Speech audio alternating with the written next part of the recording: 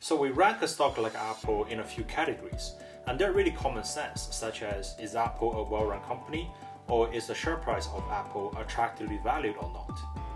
We then give a name to each of these categories, and the three main ones in the app are quality, value, and momentum.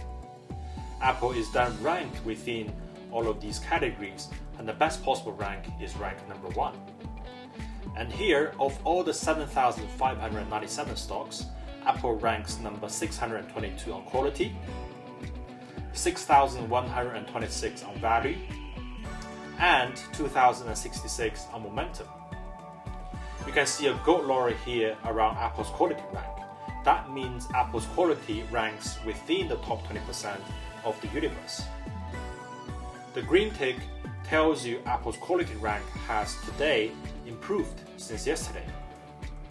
The better the rank is, the more the ring is filled, and that is why you see Apple's quality rank is filled more than the other two.